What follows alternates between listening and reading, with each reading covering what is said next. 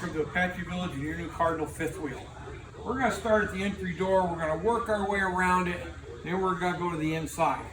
Some of the things on the exterior, as your awning, stuff like that, all operate from the inside. One of the best features about this newer fifth wheel is these nice solid aluminum steps. Step feet can be adjusted depending on the terrain you're in. If you're on level, by pushing that little pin, going in and out. Now they don't have to be equal if you're on unlevel ground. If you have to have one leg down further than the other, that's not a big issue. What you have to watch on these is, if you'll notice, when this shuts, this sits down flush on the door sill. If one day you try to shut the entry door and the entry door won't shut because it's hitting this, you've got the step up too high. You see how it moves up and it'll block your entry door. If that's the case, lower your step feet down, entry door will work just fine. You have power awning with an LED light strip. You have entry assist handle. You have a step light. You have hydraulic jacks in 6 spots. You have the 2 front landing legs, your mid stabilizers, and your rear levelers. As we go further back, you have your exterior TV. You have your exterior speakers from the inside radio. Dexter axles, never adjust brakes on them. You do want to do your bearings though. Don't ever let your bearings go. If you've been using it a lot, if you store it a lot, always have your bearings checked and adjusted and re-lubed. On this side, you can see our tires. Make sure you always check the tire pressures, check for tire wear, check your lug nuts once a year. Rear stabilizer jacks,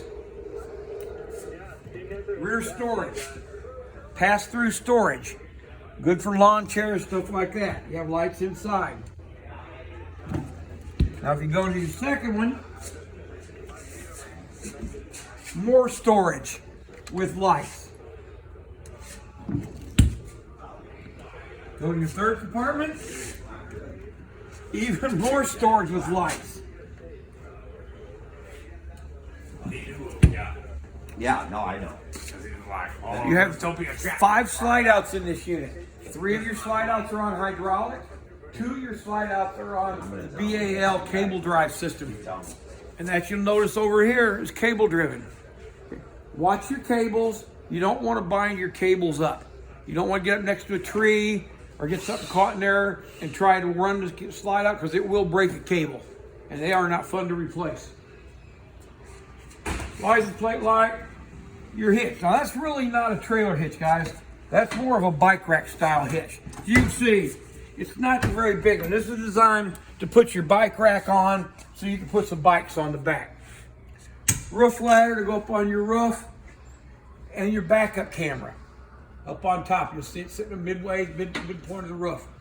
Now, on your roof, once a year you want to get up there, check your roof seal. If you see a crack, if you see a bubble, get a tube of self-leveling Dicor roof sealant, squirt on it. It will level it out, make it just like new.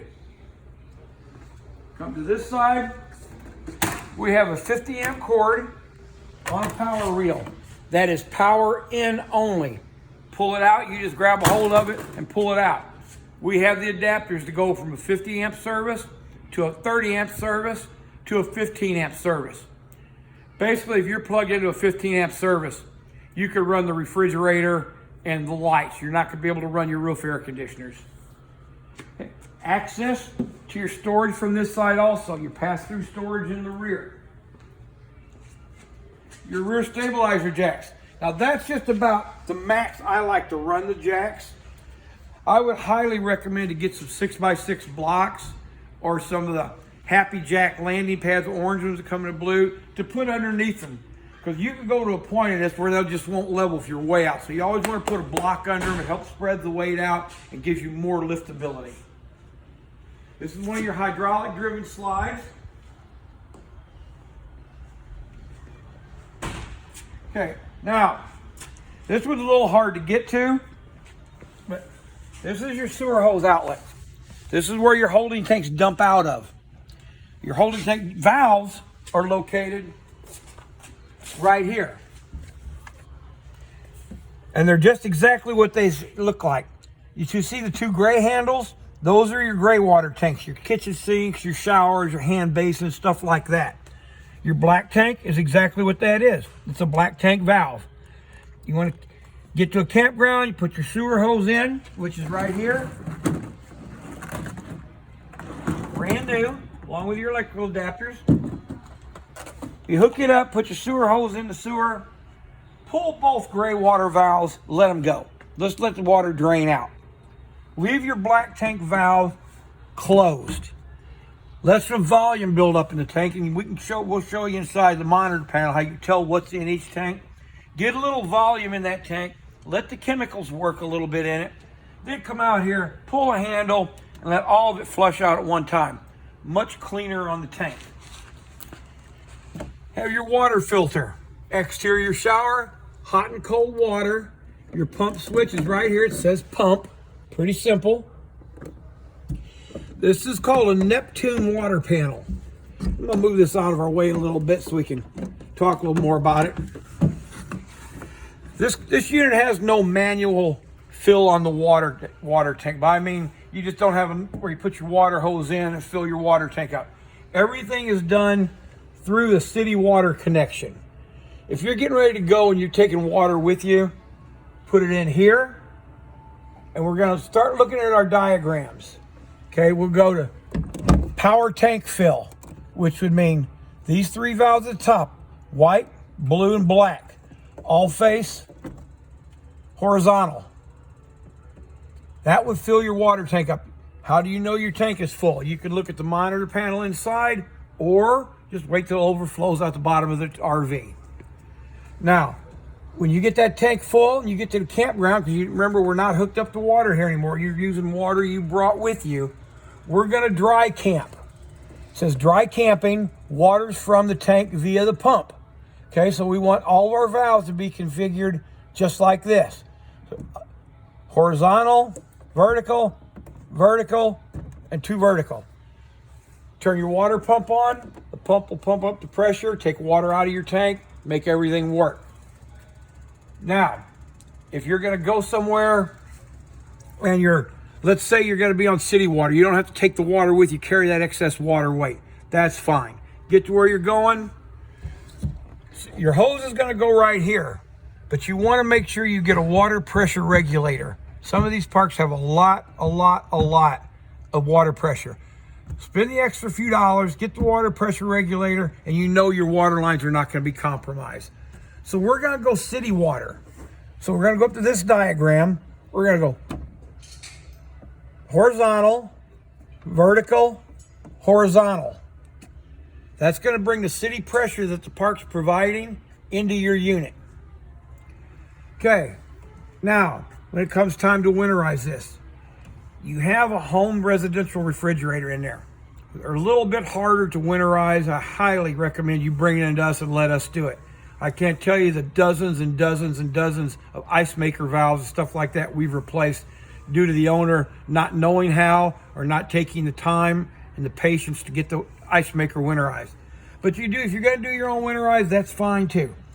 You hook a hose up here, take the end of the hose and stick it in your bucket of water, a bucket of antifreeze. Now in this particular unit, you're going to be about 5 gallons of it. So I would get a 5-gallon bucket, fill it full of antifreeze, put your hose in it.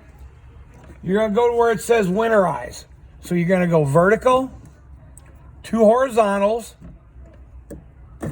another horizontal, another horizontal. Now what that has done is it's bypassed the water heater, so you're not going to get any water in the water heater. Turn your pump on and it will suck out of your 5-gallon bucket into the system. That's how you winterize it. Most normal times, we'll go to city limits. We go here, vertical, horizontal, 2 verticals. That's going to be our normal usage. You have an extra fitting out here, and it says underneath it, but just in case, they've got it colored for you. That's your black water tank flush. That's what you're going to use to flush your black water tank out when you're done dumping at the holding station. You have cable TV, you have satellite, cable, and auxiliary plugs in here. And you have your little light. Okay, go back here, we have our furnace. If you have children, let them know the furnace will get hot right here. It's not going to burn them in the hospital, but it will do enough to make them cry. Your hot water heater, there's really not a lot in here for you. It's mostly for the service techs. You have gas and electric. It'll run either way. You have a pop-off valve, electric heating element right here. You turn it off and on. You have to positively make sure when you go into electricity that you have water in this tank. Absolutely, because if you don't, it'll burn the heating element out here in about 15 seconds.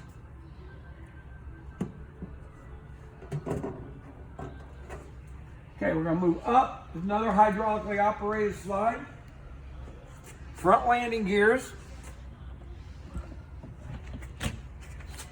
One of your 2 propane tanks with your changeover valve. Get to where you're going, you open this tank, you open the tank on the other side, and you start using your propane.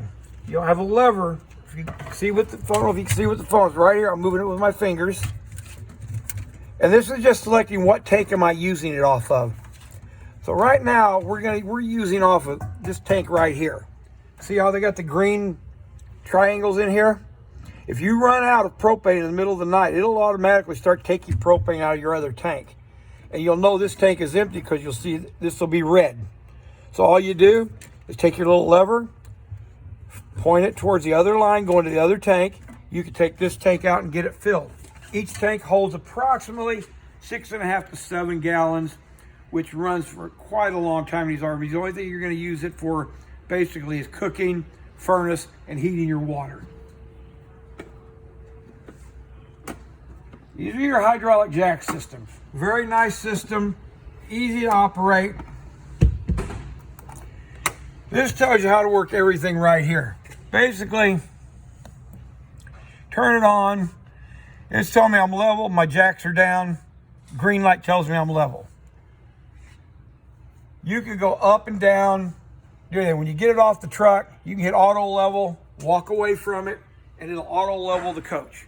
Once it's done auto leveling, it'll say leveling complete. The green light will come on, and you're good to go. Do not walk around inside the coach while it's auto leveling, because all that does is takes the sensor and makes it think it's trying to catch up to it. This gives you all your other instructions. You can retract everything. You can go through it. Tells you your battery voltage. Tells you where our level side to side. We're perfect. Highly unusual to get perfect on them. Front to rear is perfect.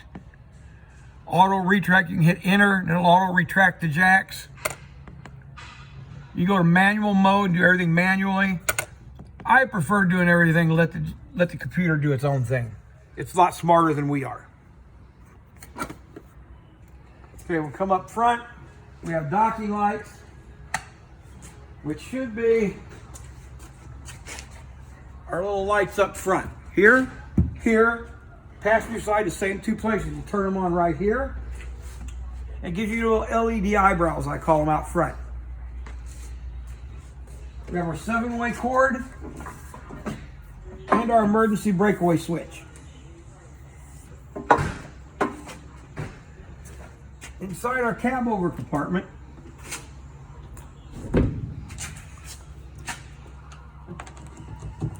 okay, in here we have a couple of things for you. We have a kind of a generator prep area. It's already got the wiring run to the generator remote panel. You'll see all these little orange lines running here. And then you got that control pad. That's for the jacks, and those are the hydraulic lines. This is your hydraulic reservoir and pump. If the reservoir gets low, it runs on ATF transmission fluid. That's a transfer switch. If you get a generator in, the generator power runs into it, and it will transfer power between generator and shore. You have two deep cycle batteries. And if you look right up here, you'll see a bunch of valves. Really not a lot there for it. It's more for the service people, and we have lights in here. It looks a lot more complicated than it really is. You'll notice our level's down because I've got all the jacks down. And so the fluids come out of this into the jacks. Now when you bring the jacks up, this fluid's gonna come up. You always want to keep it about, between 1 inch and 3/4 inches from the top. Batteries get charged by being plugged into shore power or by when your truck's pulling it.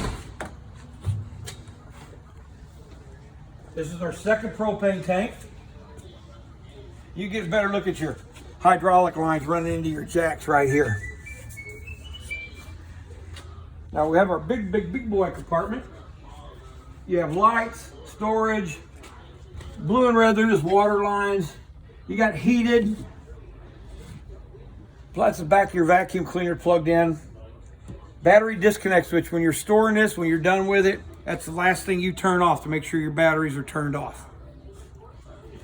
Yeah, it's a big, I call them scare lights. It scares intruders away on this side and the other side, and you're on. And that is just about the outside of your RV.